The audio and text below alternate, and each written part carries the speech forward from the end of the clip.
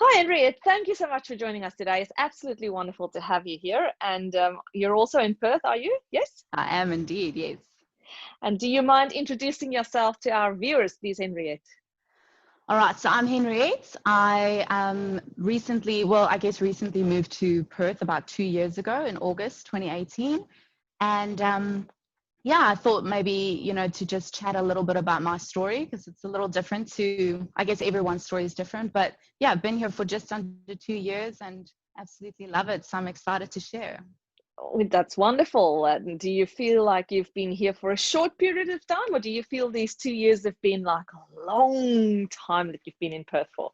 It's gone by so quickly. I think that everyone's experience is so different. But for me, it's literally one day it feels like I've been here for years, and other days I'm like, oh man, I just want to go home. I miss my family. So it just comes in like waves, peaks and waves. Yeah. So you're alone. You came alone to Australia? Yeah, so I immigrated alone, but I was very lucky because I have family here. So my sister lives here. So my sister and her husband moved here in 2011. And that's actually what made me want to come to Australia, because I came to visit them in 2012, I think it was, and absolutely fell in love with the place. And I just decided I'm going to make a plan to get here. Hell or high water. And I did try a few avenues like family sponsorship and stuff, but you can't get family sponsorship if you're not a last remaining relative, medically or financially dependent. And so that avenue wouldn't have worked. So I kind of left it for a while until a friend of mine decided to move over and had a farewell. And I was like, how are you farewelling to Australia? We studied the same thing, and I know we're not on the skills list because I studied finance, but accounting is on the skills list. And they saw my degree as the equivalent of an accounting degree. So yeah, I managed to then use an agency. That's how I came over. And with the point system, I came over on a 189 visa. And it was amazing. Like I came over in 2018, but I came over initially in 2016 to activate my visa. So I didn't come immediately. Okay, so you had the visa and decided you wanted to stay a little bit longer in South Africa before you packed your bags, literally. Yeah. I think that's the joy of a 189 visa. So that's one of the skills visas that gives you permanent residency the minute you essentially are allotted it. But then you have five years to actually make the move because you have a 5-year multi-entry visa. And I think that I thought, you know what, I wasn't ready just yet. You're never going to be ready. But after about a year and so passed, I had my affairs in order and I was like, it's now or never. And then I went. And you left all your family, except obviously your sister who's here, but all the rest of your family is still in South Africa? Yeah, everyone's still there. So I still have both my folks. My brother and my sister are all still in South Africa. And don't they want to come over as well? They do. My parents are on the list. So they've already lodged their application. Parent visa takes a while. There's obviously different streams, but they, I think it's about a 4 or 5 year wait list for that. But they're on that wait list already. So they've paid all of those thousands of dollars. So they're on that list. My other sister and her husband are also in the process of applying. So he's on the skilled list. So they're going through that route. And my brother, he's also interested, but he works on a game farm. So he's so tied to South Africa and the wildlife and that. But I think tell him there's kangaroos over here. You can come to the kangaroo farm. I know. I think that I envision that the whole family will be reunited. I hope that that's what's going to happen. But coronavirus and everything's kind of thrown things out of whack. But it has. But at least still, your parents are still on the waiting list, and time passes, and they're getting closer. That's true. I think the sad thing is though that they came last year, or was it the year before? I think that they came. So I moved over in 2018 in August, and then they actually came for 3 months. To come and visit and stay. I was still staying with my sister. We were all staying together, and I actually still live above my sister. So she's got a home with a like a granny flat kind of thing at the top, and I rent that's from her. So I'm kind of away, but I'm still there. And then my parents were actually staying up here for the time, and it was just so nice because they kind of helped that transition because I came over alone, and then about 3 months later, they came over for 3 months. So it was great. That's great. And you came without a job, is Yep. that right? Yeah. Landed in Perth with your bags and went, okay, where do I start looking for a job? What Yeah. did you do? How did that work? Well, funny enough, I never took a gap year. I never took any time off. I went straight from school to uni, and I thought, you know what, I'm not going to put too much pressure on myself to find something straight away. I've never had some time off. Let me get myself settled in. And that's kind of what I did. And I wasn't actively looking. And then a friend of my sister's was actually going on maternity leave, and she was looking for someone to fill her role temporarily. Now, her role was a little less what my skill set is, but I had experience in it before in recruitment. And I thought, I've done external consultancy before, I can do internal. So there's a nice overlap because the fundamentals stay the same. And yeah, I went for an interview there, and I got the job. It was just 3 days a week. So it was brilliant for the time because my parents were here and I didn't want to work full time while they were here. But then I was also starting to make Aussie dollars because your savings goes like that the minute you Yes. move here. So I It think, sounds really cheap when you initially come because yeah. the numbers, the figures are smaller. But if you convert it to rands, it's like, whoa. I think that was one of the things that completely, and to this day, it still confuses me because I guess I don't know how to say it, like the prices of things here are so different in terms of like their how far apart they are. Like for instance, in South Africa, a can of Coke is what, like 10 Rand, and then a dress is 100 Rand. Whereas here, like a can of Coke is like $5, but you can buy a dress for 10. Yeah. It's very confusing because Yes. those increments, because the Rand is so weak and the dollar is so strong, $1 is worth so much more, if that makes sense.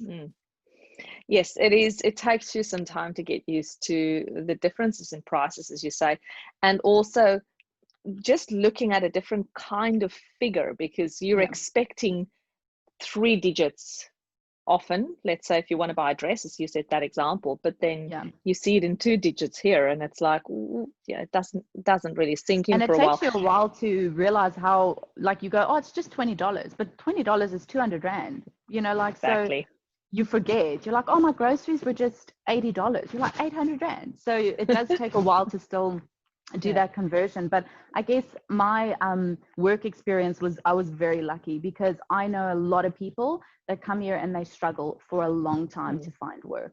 And I think that was the biggest, I guess, ruse of coming over here, because you hear stories of people finding a job within a week, and that's amazing, but it's not the case. It's not for everybody. Yeah. And so that was the maternity leave job. I assume you've moved on from that. So what do you do at the moment? So I work for a non-for-profit. Funny enough, I'm back at the place I started. So I did like a full kind of loop, but I went on to something else and I did some contract work. I find in Perth, it's really, especially if you're starting out, to take what you can get and get that Australian work experience. And even if it's contract work, even if it's for 3 months or 2 months and you're doing a mat leave cover or anything like that, like get your foot in the door. Because as cliche as it sounds, it's not what you know, it's who you know. And the minute you know someone there, you find kind of avenues. So I did contract work for 2 different companies. And then the company that I'm at now called me back and offered me the position, because the same lady I covered for, she went on mat leave. So the first leave that she was actually on, just on holiday. So then I covered for her. And then I was actually tapped on the shoulder to do something completely different in the company. And then I was promoted and kind of going on strong from there. And happy and enjoying the Aussie way of work, the culture really within the workplace. I think that Australians are different, and of course they are. It's a completely different culture, but for the most part, they share similarities with South Africans, like work banter and fun and work-life balance. But also, you don't want to stereotype and say South Africans are so hardworking, but I do find differences in our work ethics and just how we value, time. Like I don't clock watch. Not everybody does, but in my organization, I feel like a lot of the girls, the minute, it hits 4 o'clock, they're like, bye, and they leave. Whereas I'm still working if I've got things to do. So I think they Yeah. appreciate that here in Australia, and that's why they're always saying South Africans work so hard, because we do. We have to. We have to prove ourselves and start over. Well, that's right. We come from a mindset you either work or you perish, basically. Yeah. And I think a little bit difference in Australia is the fact that social support is true and alive and well in Australia. So, as you know, going on the dole or Centrelink, as it's referred to here, if you don't get a job, then the government helps you out. Oh yeah, and I You think the obviously have to Centrelink show payment that you is that you quite. can't get a job, but it's quite Yeah. a good payment. Yeah. Well, I saw that when I was working in recruitment, because we had a lot of applications. A lot of what a lot of people do here is they stay on Centrelink, and all that you have to do to actually stay on that grant is to show that you're actively applying for jobs. So I had a lot of things come in, and then you would call people and they're not interested, because it's Yeah. easier to kind of stay on that. Yeah. So there are goods and bads for that system, I Yeah, guess. that's true. But the thing is, if you want to have a job, in my view, you'll be able to find something. What do you think? Do you find the Oh same? yeah. If you I feel want to like if you yeah. want to work, there will be something for you to do. Yeah, and I think that's the main thing to take from immigration, because especially if you immigrate later, if you're fresh in your career, it's different because you're building yourself up. But I think if you immigrate later in life, like I came over when I was 30, you've already kind of established yourself in your career, and it's a very humbling experience having to kind of go, well, I got to start over now, and it doesn't matter if you were the CEO of a listed company Yeah. overseas. If they don't have Australian work experience on your CV, tough, you know? Yeah. So I think that, yeah, it's very humbling, but you will definitely find a job if you are happy to take something that's maybe a cut below what you were used to, but you'll quickly rise up again. Like you'll Absolutely. quickly Yeah. to where you were before. So what do you like the most about being in Australia? It's funny because you asked me that, I guess, in the other questions, and I thought about it, and there's so many things, so it's so difficult to kind of just pinpoint one thing. I've never lived by the ocean, so I come from Johannesburg, Pretoria, so I was always landlocked, and I've always wanted to live by the beach, and Perth has the most beautiful beaches and the most beautiful sunsets. So I make a habit of it, of going to the beach often and watching the sunsets, or something like that. Like, so I really enjoy that. I enjoy the outdoor kind of quality of living, because you don't have that either really in Johannesburg. So I really enjoy that. But I was thinking about it last night when I was driving home, and one thing that, like, this nothing can prepare you for is that feeling of safety and freedom. Because I used to, as a young person, go out a lot in South Africa, but I'd always feel like I had a bit of anxiety at night because of driving home at night. You don't feel safe. Whereas here, I'll drive home at night with my window down, my bag next to me, like my handbag next to me. And it's the weirdest thing, because you just can't put like, without in words, or put a price tag on something like that. It's so interesting that you mentioned that. I've been in Australia for 15 years now, I think. Oh wow. Came in 2005, so yeah, 15 years. And I still find myself, when I get into the car, when I put my bag on the seat next to me, I still find myself thinking, is that a good decision, yes or no? Should I rather put my bag down in the ground, either behind your legs or Yeah. hide it somewhere for while I'm driving? And should I lock the doors, yes or no? I still keep thinking about it 15 years after. So in a way, it's not a bad thing, I guess, because you're always No. aware of your safety. Exactly. But it does make me appreciate Australia every single day, because when I drive and when that happens, I think, thank goodness I don't Yeah. have to worry about that. Oh, So exactly. And I think that when I realized it was when I went back, because I went back once. So I've been here for just under 2 years, and I went back in June last year for a friend's wedding. And I went back to South Africa for about 3 weeks. And the minute the plane landed, all of a sudden this anxiety came back. And that is something that you don't realize you live with while you're there. I mean, I love South Africa and I will never badmouth it, but that kind of anxiety that you live with, and what you don't know doesn't hurt you. So if you don't know any different, then you think that's normal, but it's not. And I feel like that feeling of freedom should be a human right, that feeling that we have here. And you shouldn't become complacent. Nowhere is safe. mean, it's not like Australia doesn't have petty crime and stuff, but Absolutely. it's nothing to the point of South Africa in that regard. So I think that is the biggest thing for me. And that's the reason I left, because I wouldn't have left if I didn't feel, I didn't want to live in constant fear. And that's the main reason I left South Africa. Yeah. And do you miss South Africa, or what about South Africa do you miss the most? Well, I guess the cliche answer is that my friends and my family. South Africa, in terms of like particulars, to be honest with you, I don't miss anything particularly about South Africa. I love the wildlife, so that would be amazing to go and see that again. But I feel like you said before, Australia has its own unique wildlife. It's just amazing that people that have birds as pets in South Africa, those birds fly free here. Like we see these beautiful, parrots and you know, I think that every place has some unique offerings. So I don't really miss South Africa. I really felt at home here the minute I landed, which was amazing, because I know a lot of people struggle. But I haven't really had, I miss South Africa, but I miss my mense. That makes sense. I miss my people. Well, your parents are still there in South Africa, and you still have very close family members there. So it in a way, the way I see it is, it doesn't really matter where you live, whether you lived in South Africa. If you moved from Pretoria to Cape Town and your folks were all in Pretoria, you were not going to see them every week anyway, you know. So it's very similar to being here. It's, you got to make an event of visiting them. And then when you're together, you really have quality time together. So in a way, whether you move from Pretoria to Cape Town or Pretoria to Perth, in a way it's very similar anyway. That's the way I feel about it. 100%. And tell me, Henriette, when you moved over, obviously you had your sister and her circle of her network of people that she or they knew, but how did you make friends otherwise? Did you go out and venture to specific clubs or join the church, or how did you approach things? That's a good question. So I actually didn't really fall in with any of my sister's friends, purely because my sister is at a completely different stage of her life. So she's got kids.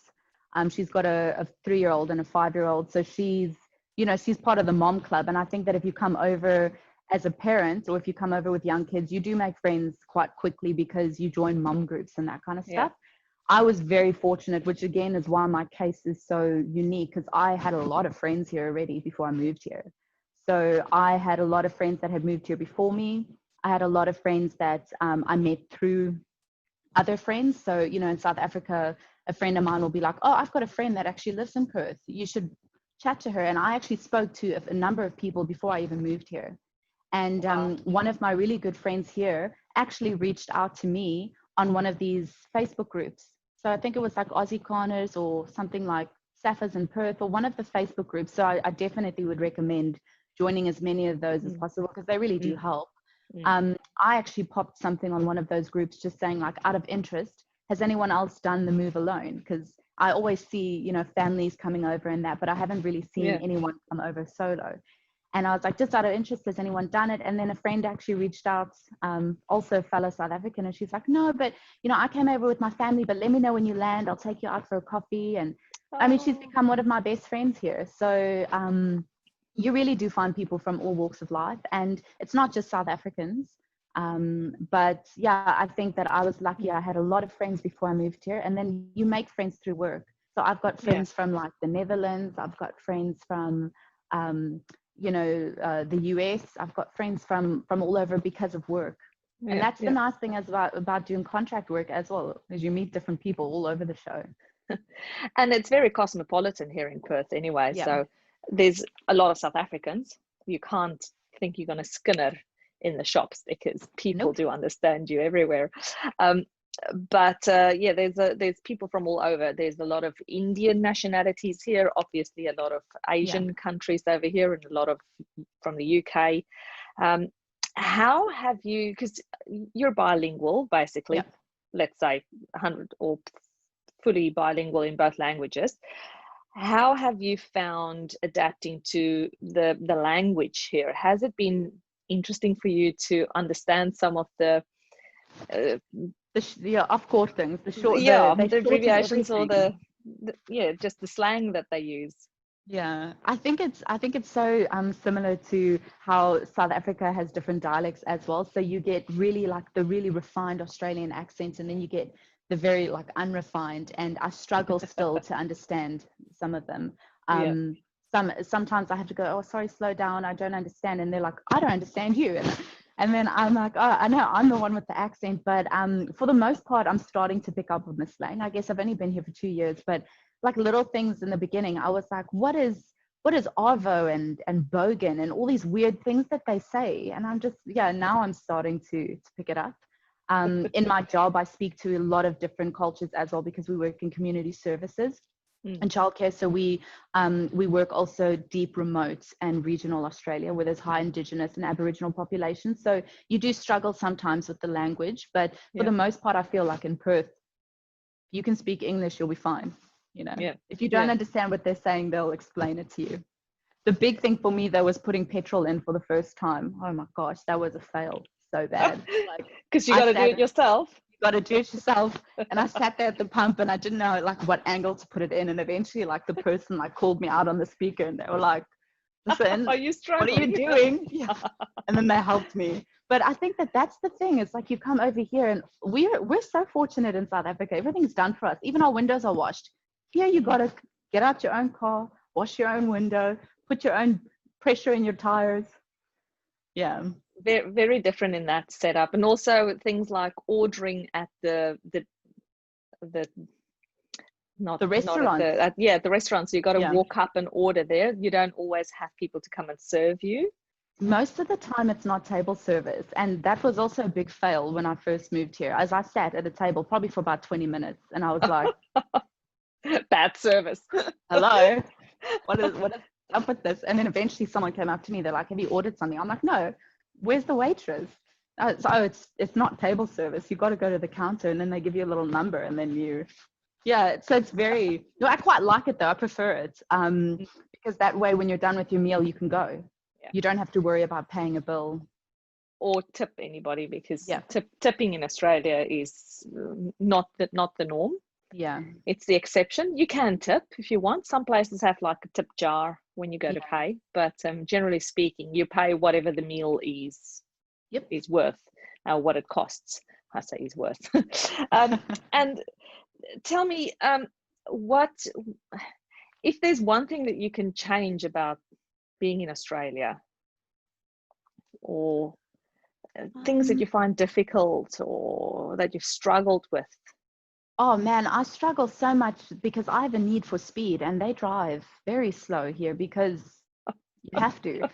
So, and also I find that it changes so often that it's so quick to get not a speeding fine, but if you're not careful and vigilant, it changes from 40 to 60, then back to 70, then and I guess the fact that you can only drive like max 100, and this is now if you're going into the country, and it's like 80 on most of the roads. I think I struggle a bit with that because I feel, and I guess everyone will complain about this in Perth, but merging, the worst. They just don't understand. Like, and the thing is, Aussies make fun of it as well. Like, they even have advertisements on the TV to teach people how to merge. They don't know how to do that here. It's the funniest thing. They merge in the beginning.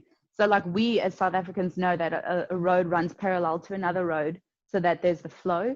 And then here in Australia, they merge in the beginning, and then it becomes like a bottleneck because then everybody just wants to get in the beginning. So I find that quite frustrating.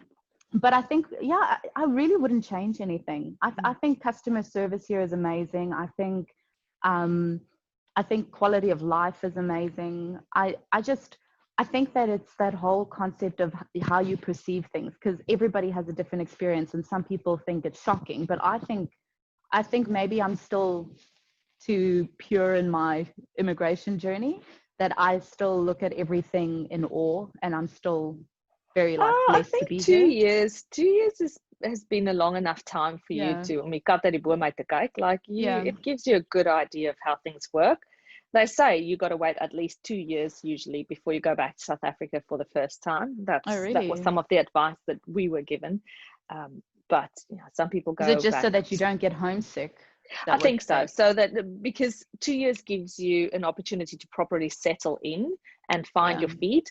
So if you go back before 2 years, you're still too homesick and you're like, oh, I missed this and I missed that. But once you've been here for 2 years, you've learned how things work and you understand it, and you've gotten used to a lot of the things here, so that when you go back after 2 years, you realize, oh no, but there's actually a good reason for why things are like that in Australia, and I prefer it that way potentially. Yeah. So yeah, that was what I heard. So I went back probably a couple, 2 or 3 times in the beginning, and then I didn't go back for 7 years in Wow. between, just because there's so many other places that we wanted to explore as well Yeah. in the world. And just if you use all your leave up to go to South Africa and all your money, because it's expensive to go back to South So Africa, expensive then you to end up fly not back. Yeah. doing any other holidays. And in a way, we found it not a holiday to go to South Africa, because you've No, got it's not. this person and that one and that one and that one, and you've got all these people you have to go and visit, and you'd like to see them, but people don't make a point of coming to see you in one spot in South Africa. You have to go Yeah. and visit them everywhere where they are, and that is a big task, because they're not all in the same town either. Oh yeah. Your family, we have family all over South Africa, in the Northern Cape, and there's people I want to visit in Cape Town and in Durban and in Oh Transvaal. And geez, and you got to track so the whole yeah, country. so it's a big thing if we go back and you don't want to not see some people. So it becomes a bit of a mission, like you've got to like work it out very It makes more sense finely. though for people to come visit you, because if you think about it, Yes. you've lived in South Africa. So yes, it's great for you to go because then you can see multiple people. Yeah. But you've lived there your whole life. Mm. Like, why don't people come and visit you? And then you can kind of explore, or go to Bali. Bali's so cheap, meet there. And Yeah, so that's what we've done with some of our friends, and then both couples or both families are on holiday. exactly, yeah. And I mean, that's the nice thing is Bali is so cheap, Indonesia, all those areas Mm. here. And it's for us, it's so much faster to fly there than to fly to South Africa, which is Yeah. like 9 hours or 11 hours back. So yeah, I mean, I go back obviously for weddings and big events, but like you said, it's not a holiday. Yeah. And if you had a piece of advice for some of those South Africans who are interested in coming over to Australia, what would you say to them? I would most likely say that it's never going to be easy, but there's merits in things that aren't easy. Like if it's too easy, it's not worth it. Like there's a reason for the wait. There's a reason why things take time. I was lucky that my visa came quite quickly, but people sometimes have to wait long for that. But like, don't dismiss the wait, enjoy the process, make the most of while you're still in South Africa, because the minute you move over, you are going to miss a lot about it. I know that a lot of people in their immigration journey are so desperate to get over, they become like hurtful for the wait. They're just like, oh my gosh. But, once you're here, there's a lot that you're going to miss about being there. So just enjoy it. And also, like, where there's a will, there's a way. Really, like if you make a decision to get here, you'll find a way. Absolutely. Through a skills list, or there will be a way to get here. Yeah. Don't lose hope. Yes, don't lose hope, even with Corona hanging around. Yes, Corona has kind That of too put a shall damper on pass. things. I hope so. I have to go back to South Africa next year, and I'm just like, I don't know if the borders are going to open. I've got another wedding, friend's wedding, and who knows? Yes, it's a wait and see game for everybody.